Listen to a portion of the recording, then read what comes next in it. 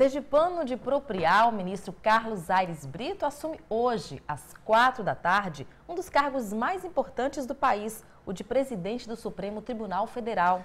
Aires Brito ficará até novembro, quando completa 70 anos de idade. Poeta, vegetariano e praticamente de meditação, ele continua a ter grandes desafios. Numa entrevista ao Bom Dia Sergipe, o ministro dá uma pista de como será a sua administração, compartilhada com seus pares, no clima favorável ao diálogo.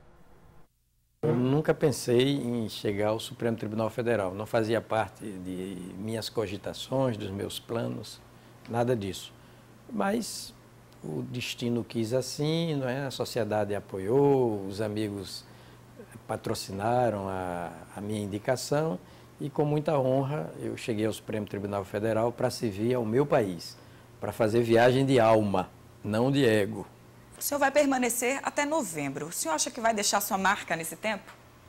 Não, no fundo, eu até brinco com as pessoas que criam expectativas muito, digamos assim, grandes, expectativas exageradas em torno da minha passagem. Eu digo, olha, o que eu tenho é uma caneta, não é uma vara de condão. Não vou transformar nada em passe de mágica, não sou milagreiro. Agora, eu gosto muito do que faço, tenho verdadeira devoção pelo meu ofício judicante, né? Já experimentei a administração judiciária também com muito gosto. Sou, todos sabem, estudioso, né? Atualizado, me considero uma pessoa sensível, ou seja, que abre as janelas do direito para o mundo circundante, para ver como a vida palpita lá fora. Então, eu quero instaurar um clima, uma ambiência favorável ao diálogo, à interlocução direta, desembaraçada, à troca de ideias, no sentido de uma administração rigorosamente compartilhada. Aí eu tenho para mim que não pode dar errado, tem que dar certo. Os magistrados, sobretudo nos tribunais, eles são mais circunspectos, assim, no sentido de um pouco mais reservados, mais discretos. Mas eles, a partir do Supremo, eu posso dizer isso, são descontraídos também, são atualizados, de bem com a vida. E isso facilita muito a convivência lá no Supremo e com os demais membros do Poder Judiciário. Esse ambiente um pouco mais clean, um pouco mais descontraído, é bom para a judicatura e para a administração judiciária. A inteligência dita emocional abre os poros da inteligência racional. Qual é o sentimento do senhor neste momento tão importante? Sentimento de alegria, de orgulho cívico, de honra pessoal, honra institucional, e a certeza de que quem permanece limpo de propósitos, puro de intenções, numa linguagem coloquial, faz jogo aberto, olha nos olhos do interlocutor, tende a se dar muito bem. Para nós do Judiciário, esse é um caso diferente, sim, inusitado, sim, pelo número de réus, pelo número de acusações, pelo volume das peças processuais.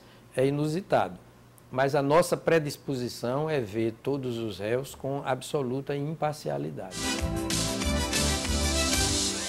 Há temas que são divisores de água no plano da opinião pública, opinião filosófica, opinião religiosa, opinião científica, né?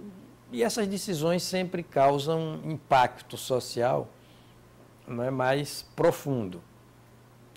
Nós julgamos com os que votaram pela autorização da interrupção da gravidez de feto anencéfalo, por motivo evidentemente terapêutico, porque o feto anencéfalo não tem chance de sobrevida ao parto, ele vive vegetativamente apenas no ventre materno e após a expulsão do ventre materno pelo parto, ele também continua a viver por um modo puramente vegetal.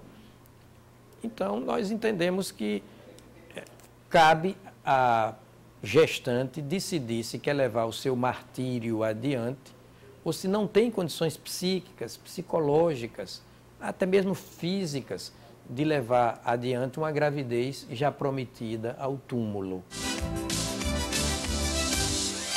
O senhor acredita que o senhor atrai causas polêmicas?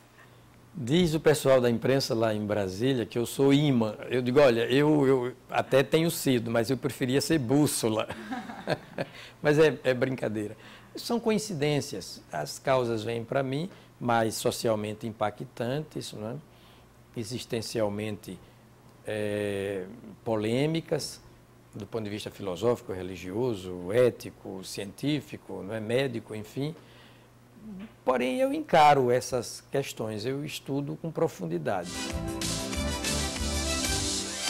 O Supremo já vem, né, revelando essa abertura para o humanismo, para a sensitividade, que é mais do que sensibilidade.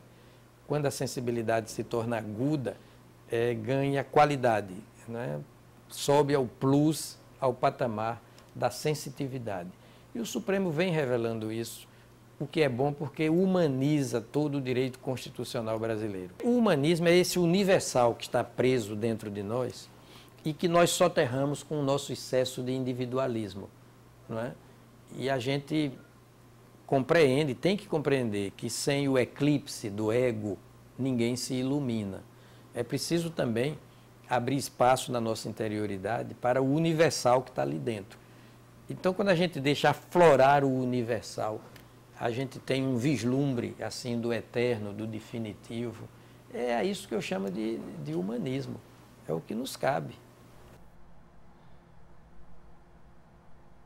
E no município onde o novo presidente do Supremo Tribunal Federal nasceu, a população é só orgulho, viu, Lidervan? Sayonara, a cidade de Propriá, às margens do Rio São Francisco, comemora o fato. Para os moradores, apesar de o conterrâneo assumir o cargo mais importante do judiciário brasileiro, a simplicidade continua.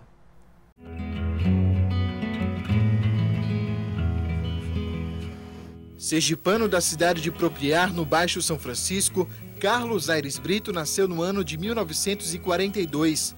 Esta era a casa em que a família morava na época, onde foram criados 11 irmãos. Carlos era o do meio e sempre foi um dos mais estudiosos. A primeira escola, a poucos metros de casa, leva o nome do avô, Coronel João Fernandes de Brito. Sempre teve as atenções voltadas para o livro. Desde cedo começou a fazer poesia, começou a escrever nos jornais locais. Na infância, Carlos Brito se dividia entre os livros e a paixão pelo futebol. Vascaíno, torcedor ferrenho do Vascaíno, mas eu acredito que ele era mais americano do que vascaíno. Só que o América era o de Propriá. O pai foi juiz e hoje dá nome ao fórum da cidade. O filho seguiu os passos, se formou em Direito pela Universidade Federal de Sergipe, fez mestrado e doutorado pela PUC de São Paulo. Trabalhou em banco, assumiu diversos cargos públicos, foi conselheiro federal da OAB do Brasil, além de professor. É membro da Academia Brasileira de Letras Jurídicas e da Academia Sergipana de Letras. Já publicou diversos livros de direito e de poesia. Como ministro, Aires Brito foi relator de importantes ações no STF, a exemplo da liberação de pesquisas no Brasil com células-tronco e o reconhecimento da união estável entre pessoas do mesmo sexo. Também presidiu o Tribunal Superior Eleitoral de 2008 a 2010. Nos enche de orgulho ter o meu conterrâneo como ministro do Supremo, hoje chegar onde ele chegou, saindo das nossas raízes, de uma cultura simples. Mesmo com toda essa trajetória curricular, o sergipano não perdeu a simplicidade. Palavra de um bom amigo. Ficou mais humilde ainda, porque sabe o valor que tem. E nós de Propriá estamos felizes. Sergipe deve se orgulhar que tem uma pessoa com a idade de Carlos Brito. De parabéns, estamos de Propriá, estamos em festa.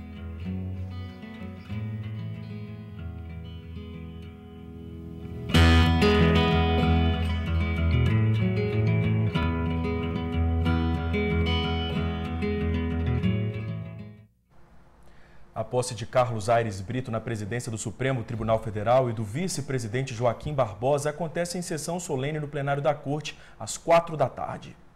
A cerimônia deve contar com a presença dos chefes dos 3 poderes e diversas autoridades. São esperados 1.500 convidados, entre eles a presidente Dilma Rousseff e o ex-presidente Luiz Inácio Lula da Silva.